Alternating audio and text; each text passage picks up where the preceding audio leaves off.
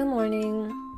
Now, I don't know if this is the season for this kind of stuff, but my days have been crazy busy with the Indiegogo campaign, the shows, writing, this podcast, and everything that comes along with life. I am constantly booked right now. Luckily, I've been able to make my back-to-back appointments and even find time for myself.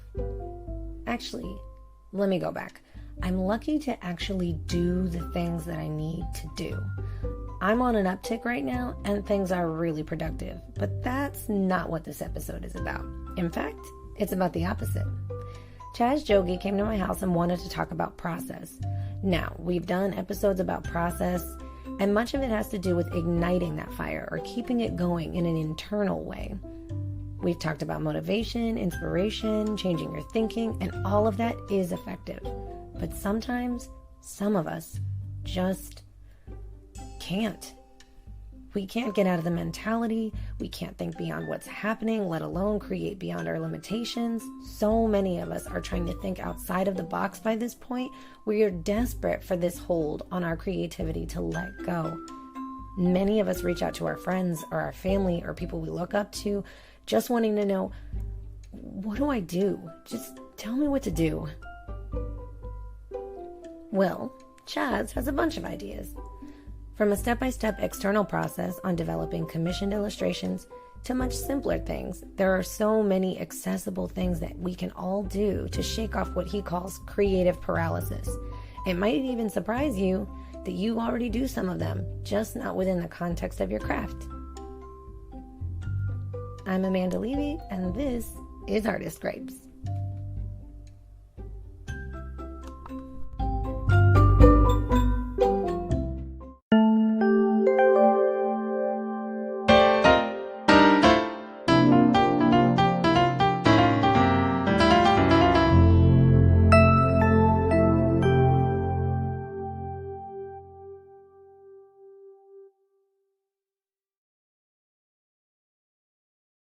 Let's talk about how you came upon this creative process.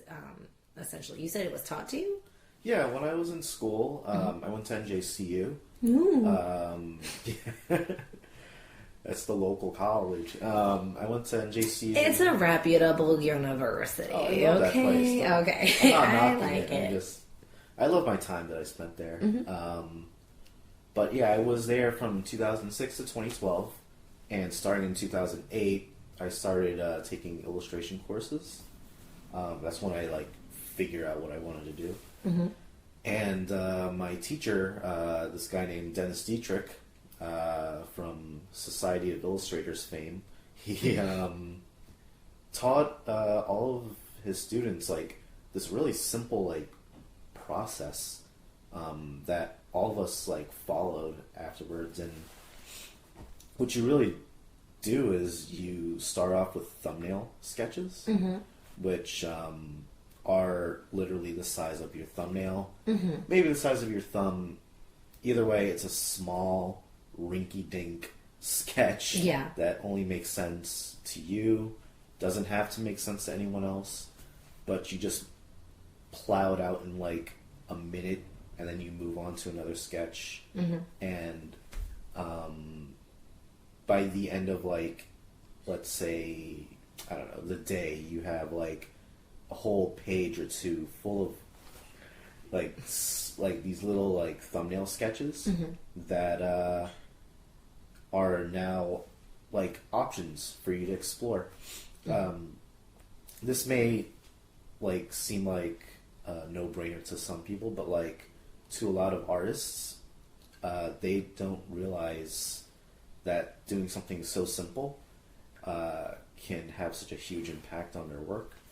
After my thumbnail sketching stage, I'll move on to rough sketches. But between those two steps, I also communicate with my client. So if I have a client to work with, if it's a personal project, I'll talk to myself. I'll look in the mirror, berate myself. How's it going? Nothing, Chazz. It's going great. I'll dangle a blank paycheck over myself that I can't reach. That's amazing. Oh my God, we all need that. Yeah, I communicate with my client after thumbnail sketches and talking to the client. I take the ones that the client likes the best, and I'll essentially redraw them a little bigger, bigger than the thumb. Like probably about the size of your palm. Okay. And I will just expand on certain details. If the client has certain things that they want in or out, I'll include extra stuff. I'll edit out other things, and just make a more clear but still very loose looking drawing that's just one step prior to the final drawing.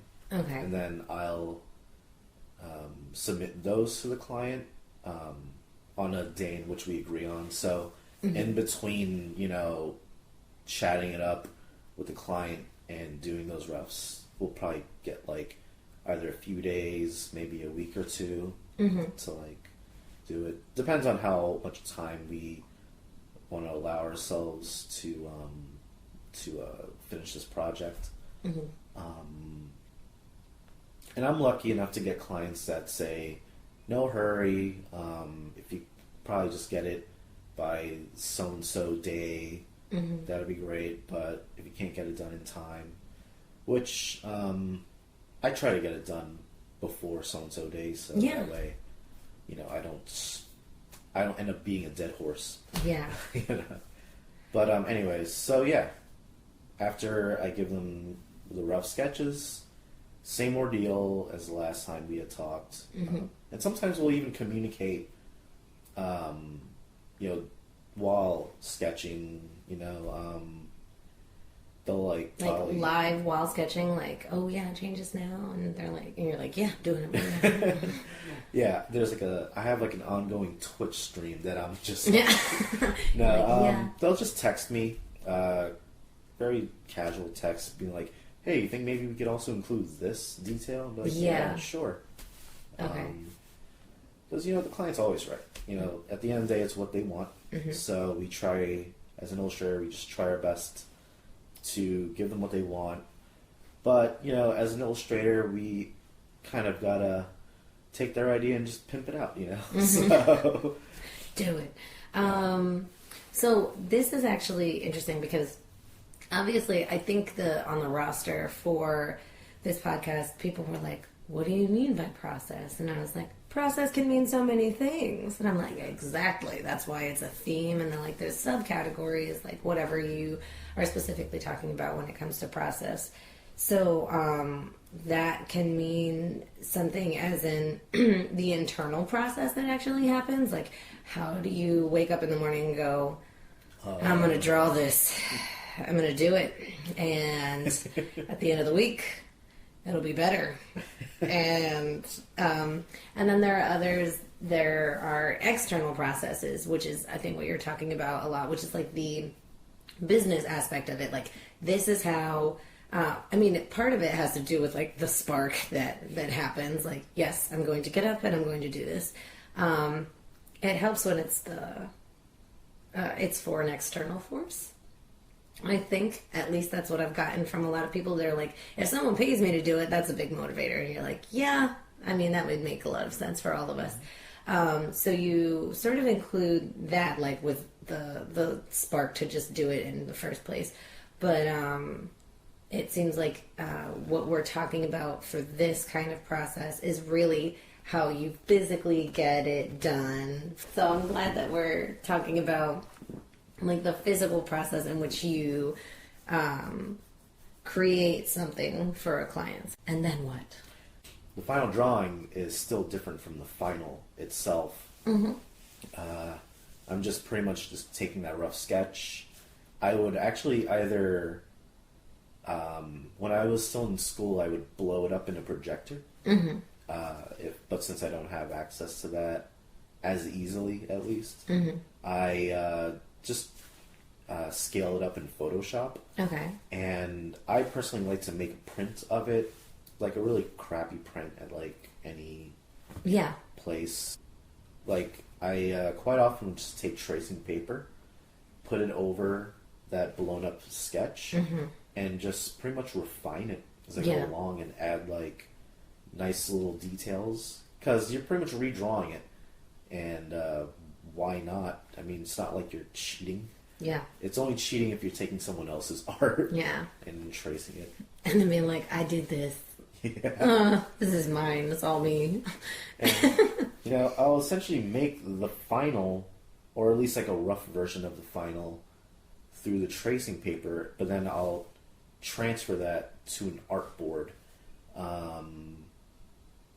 by using a transfer sheet. Mm-hmm. And these are like totally like old school like techniques where you just take another sheet of tracing paper, you black it out with some graphite, and then you, if you have rubber cement, you can lock that graphite so it doesn't like smear all over your art. But since I don't really use that, you just take that graphite sheet, place it face down on your artboard, and then I usually put a blank sheet of paper on top of it, so that way when I put the tracing paper on with the final drawing on, you can see. Yeah. I see what you're saying. And I'll take another sheet of tracing paper, and on top of that, that's where like color pencils come in handy again. I'll just take either a red or blue and just go over those lines again, and then when I lift all that paper off the artboard, the drawing has been pressed down onto it, and then I just go over that again with pencil to get the final drawing done. Cool. And then I show it to the client again. If they like it, I move on to inking and coloring. Okay. And that's it. And inking and coloring is happening digitally, or? I like to ink with ink. With ink? Okay. With, who would have thought? Inking with ink. No, there's digital inking. So we always have a part of the episode that's actually called a takeaway.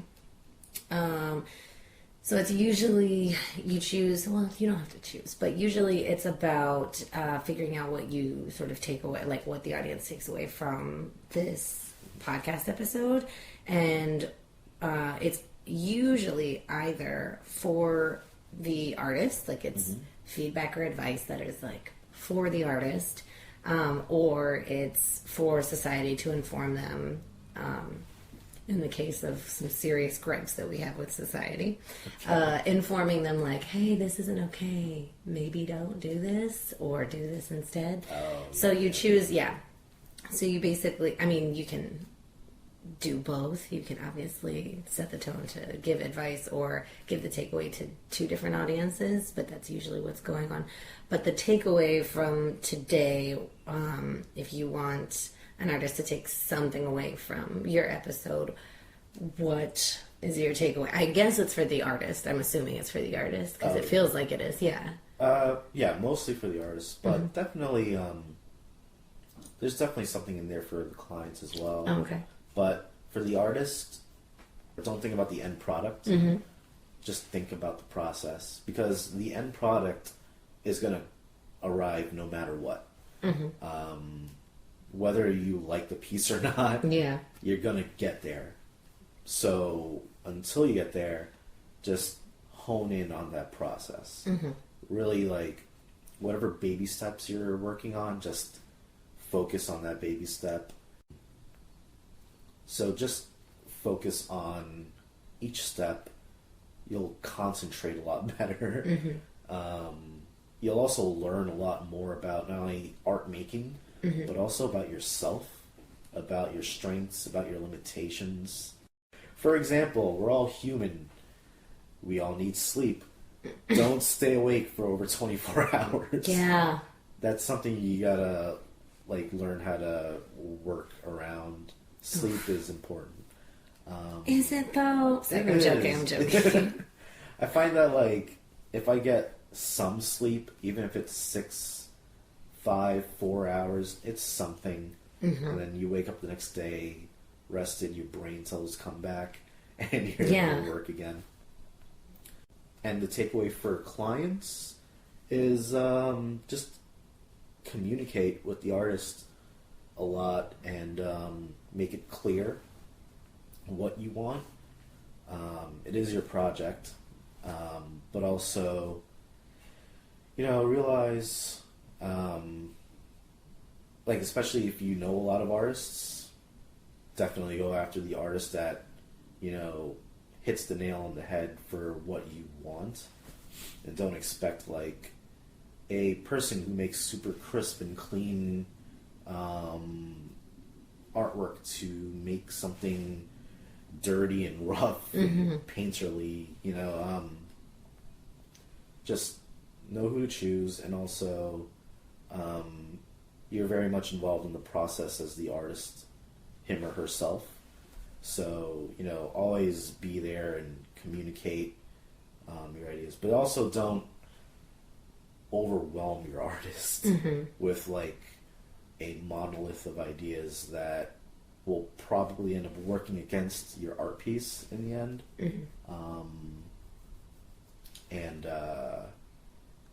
definitely respect the artist. So a lot of the stuff that you're talking about has a lot to do with technical and external process, but sometimes the big sort of hill to get over is something that you addressed in the beginning, which was create that thumbnail, create a bunch of thumbnails, just get it out of your head and put it onto the page.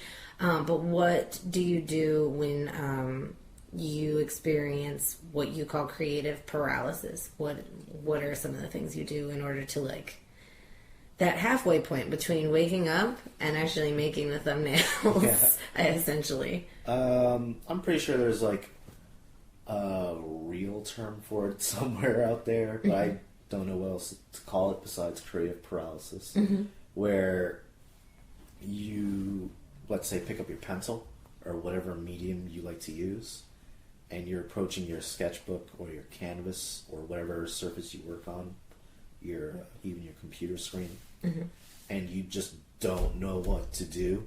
You're like just stuck there staring at this blank sheet, and even if you try, your hand just fumbles. You can't seem to get that idea out, and even if you get it out, it just looks atrocious. Like, even if you're purposefully trying to draw something that looks great, it just doesn't come out. Yeah, someone who's a professional, like, painter, who, I forgot the YouTube video that I saw, but he runs an atelier, and he has his own, like, whole, like, classroom that he teaches, and he does these, like, 3-hour videos, and he brought up this really interesting point that different mediums represent, like, a different language. And when you use one medium, you're actually using a different, like, part of your brain, essentially, to try to translate that language onto whatever surface you're working on. I mean, it does help to know drawing in order to paint, but even painting has its super obvious, like, differences from drawing. But even beyond drawing and painting, photography seems to be a medium that resonates with me nowadays more than ever. Writing also helps. Sometimes you have an idea in mind, but you just can't draw it, or you don't know how to draw it. Yeah. But you know how to describe it. Yeah. You can describe the shit out of it. And like, I know exactly what it's going to look like. That's funny. It's also, it's just great. It's also, like, there's a lot of benefits, like health benefits to writing, apparently. Oh, I didn't know that. That's amazing. Yeah. I should probably write more of them. Hand-eye coordination, definitely. You don't even have to, like, write the idea for a drawing. You could just free write. Just write about whatever gibberish comes to your head. Okay. Or if you just want to pretty much treat it like it's a diary. Okay. You can totally feel free.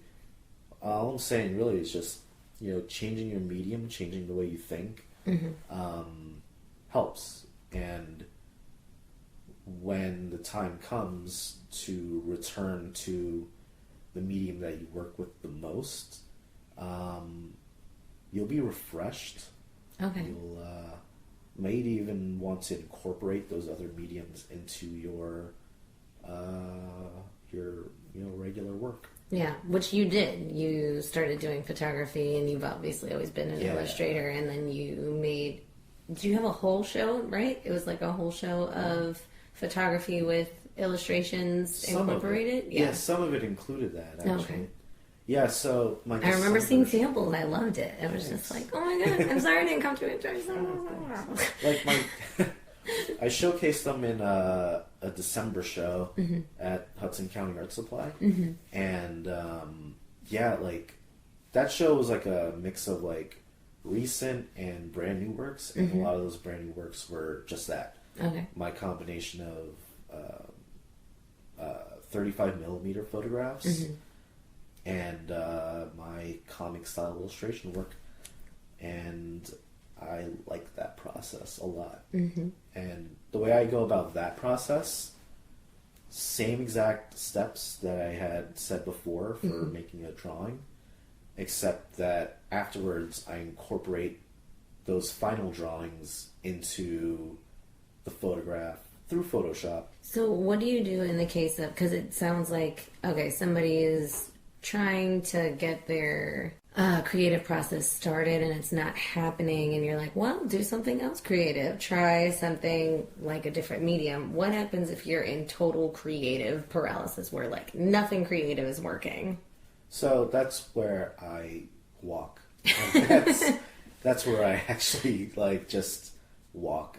Take a walk around a park. Take a walk around your city. Maybe try to visit another city and take a walk around there and just see different things, see something new, go to a different gallery than something that you usually go to, go to a different store that you would usually go to, a different park.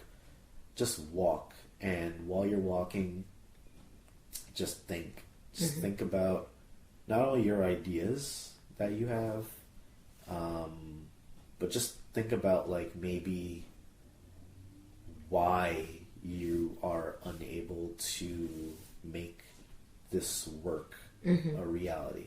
Maybe this stems from this, or maybe I don't like feeling like I'm being controlled, so... Oh, that's a good one. Yeah. I have serious problems with authority. Or, just... Walking is just, such a simple, such a free exercise that I feel like a lot of us take for granted. I love it. Yeah. I've planned out plays in a walk. I have. It does help, I think. Yeah. It was funny. I was like, walk. And it sounded so funny when you said it. I was like, but a boom. And then I was like, no, I've done that. That easily has helped me through a lot of things. And kind of whether you like it or not, it just starts to happen.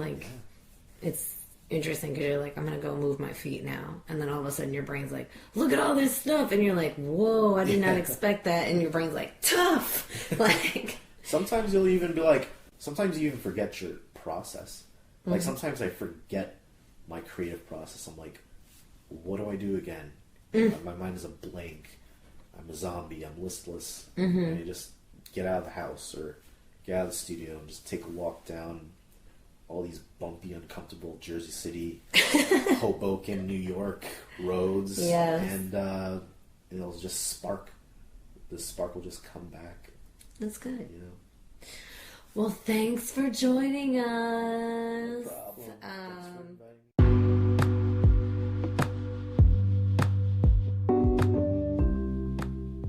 Thank you so much for listening to Artist Scribes. Big thank you to Chazz Jogie for one of the goofiest but enlightening conversations that we've ever had. Also, a big thank you to Chazz for being a part of my everyday life. Chazz actually designed my No Peeking Theater logo all the way back in 2012, so he's a piece of everything I do. Speaking of no peeking, our crowdfunding campaign ends in 3 days, so donate today. The link is in the bio. As always, pre-show and post-show were written by me, Amanda, and the theme song was composed by Julian Gordon. Bye!